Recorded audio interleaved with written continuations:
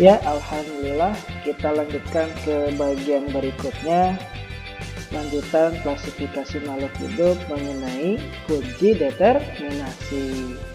Kunci determinasi ini adalah salah satu cara yang digunakan oleh para ilmuwan agar mempermudah mengklasifikasikan atau mengelompokkan makhluk hidup. Gitu. Nah, kita lihat. Determinasi ini diperkenalkan oleh Charles Linus. Digunakan untuk mengidentifikasi dan mengklasifikasikan atau mengelompokkannya ke dalam suatu tingkatan takson. Jadi kunci determinasi ini mempermudah ilmuwan untuk menempatkan organisme yang diamati ditempatkan di takson-takson tertentu sesuai dengan klasifikasinya, sesuai dengan kelompoknya. Apakah masih ingat tentang takson? Tingkatan takson dari mulai yang tingkat tertinggi sampai yang terendah? Oke, kalau lupa lagi, yuk kita lihat. Tingkatan takson dari tertinggi sampai terendah. Yang pertama adalah ada kingdom, kemudian divisi atau filum, kelas, ordo, family, genus, dan pada akhirnya ketika terbawah yaitu spesies, gitu ya. Itu tingkatan takson. Nah, dalam kunci determinasi ini ada hal penting yang perlu kita ketahui. Ya, walaupun sebenarnya kunci determinasi ini udah dipelajari di tingkat SMP. Mudah-mudahan kita ulang lagi bisa ingat kembali gitu. Dan itu kembali yang belum paham jadi paham. Oke, lanjutkan. Ada salah satu kunci atau hal yang perlu kita pahami dalam membuat kunci determinasi adalah setiap langkah dalam menyusun kunci determinasi itu berupa pertanyaan.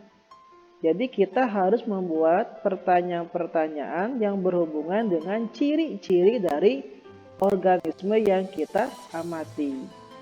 Namun pertanyaan itu dikelompokkan dalam kelompoknya. Setiap pertanyaan itu setiap kelompok itu terdiri dari 2 pertanyaan. Dan di antara kedua pertanyaan itu saling berlawanan. Maka disebut dengan dikotomi atau kunci dikotomi. Seperti apa pertanyaan yang dikotomi itu? Nanti kita akan bahas di bawah ini.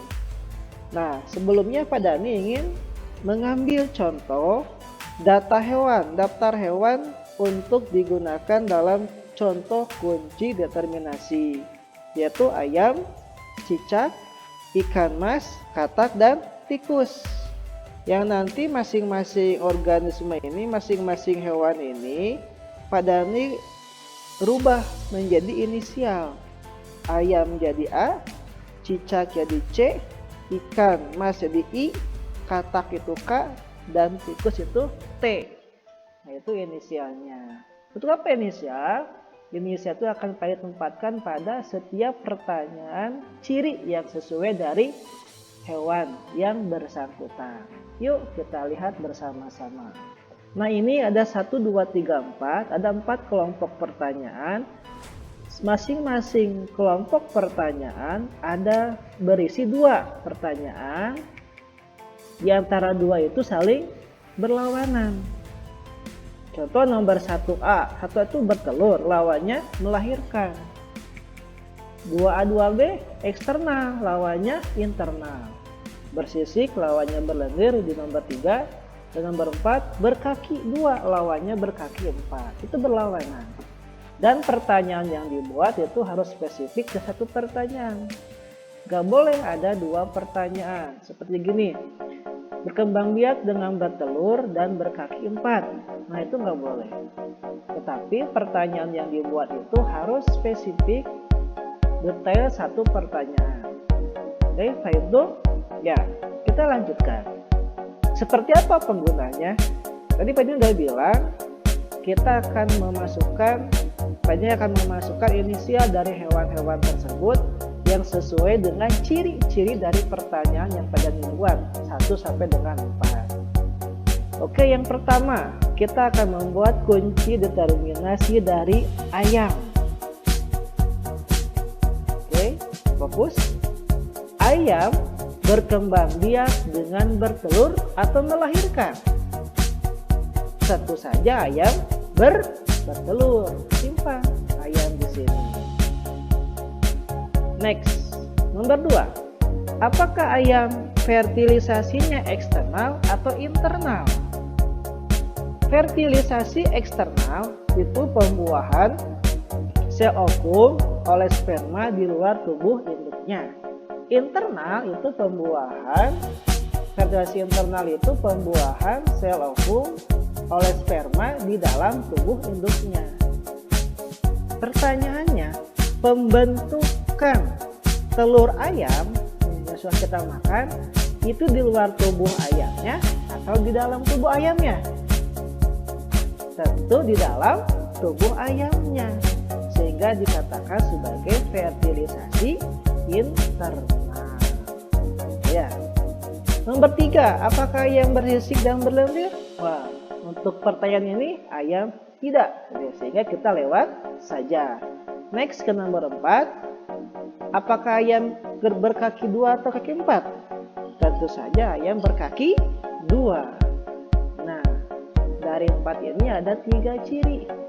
Dari 4 kelompok pertanyaan ini ada 3 ciri yang muncul untuk ayam. Gitu ya. Kita cirian ayam simpan di situ. Nah, kemudian kita menuju ke hewan berikutnya, yaitu hewan cicak. Apakah cicak berkembang biak dengan bertelur atau melahirkan? Tentu saja cicak bertelur. Nah, tentu saja cicak itu bertelur, bukan melahirkan. Ya. Kemudian nomor 2, apakah cicak mengalami fertilisasi eksternal atau internal? Telur yang dihasilkan oleh induk cicak itu terbentuk di dalam tubuh induknya, kedua tubuh induknya.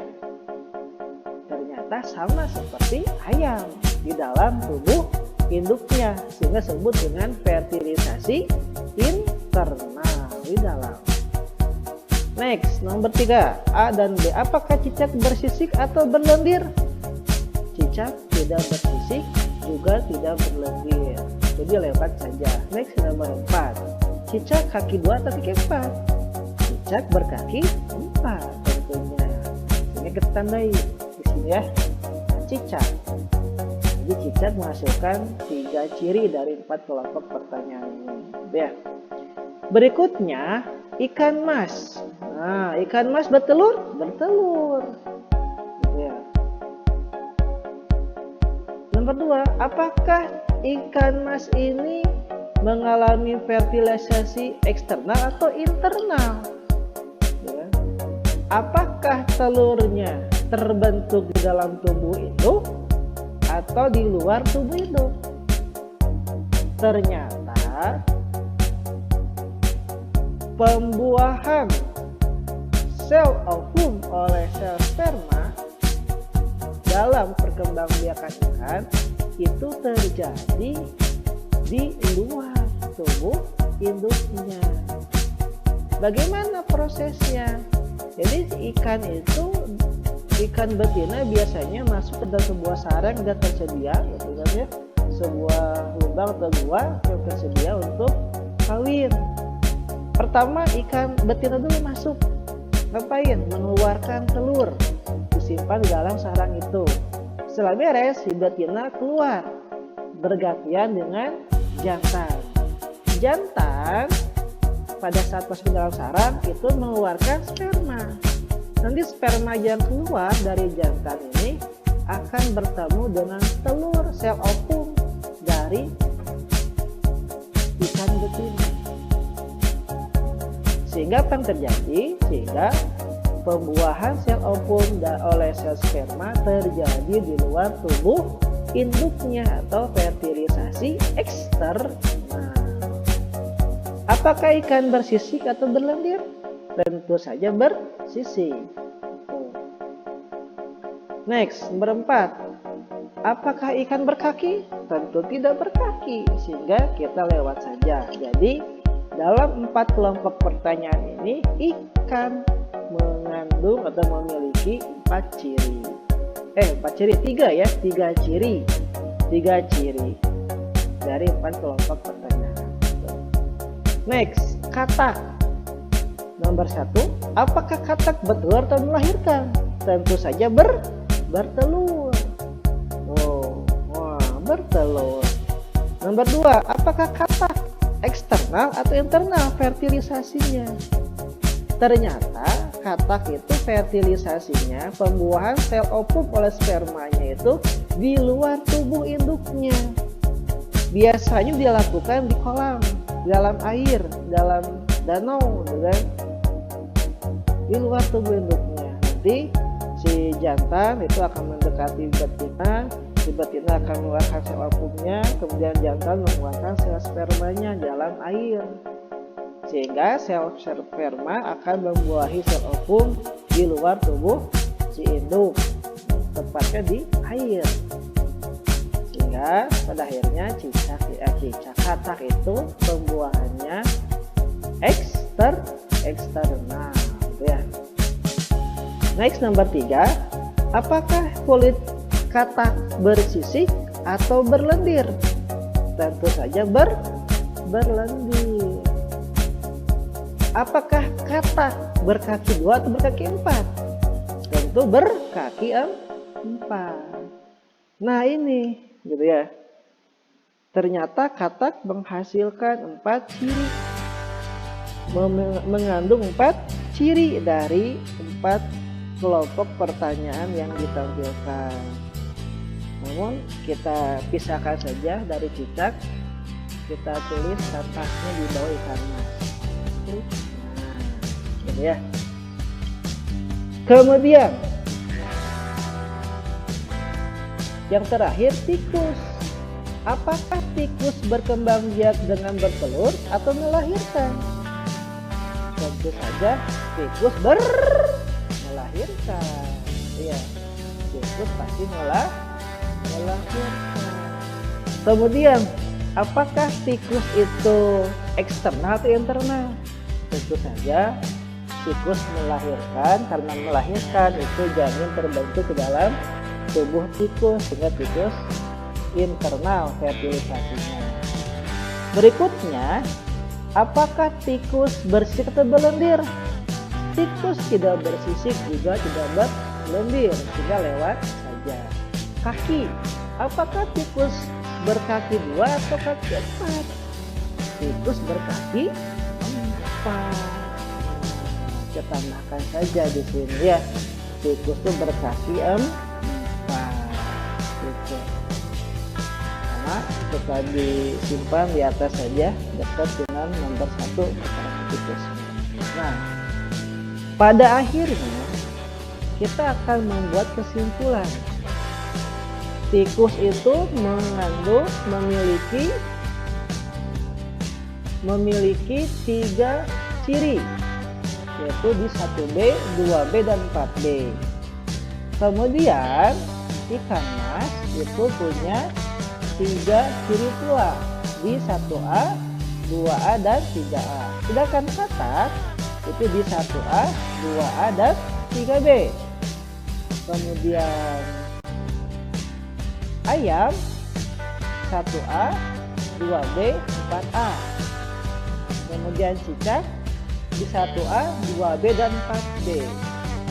Koreksi di atas ada 4 ya, 1A, 2A, 3B, dan 4B. Nah, itu cara penggunaan kunci determinasi. Mudah-mudahan ingat kembali setelah dipelajari ketika SMP gitu ya, dan lebih paham lagi.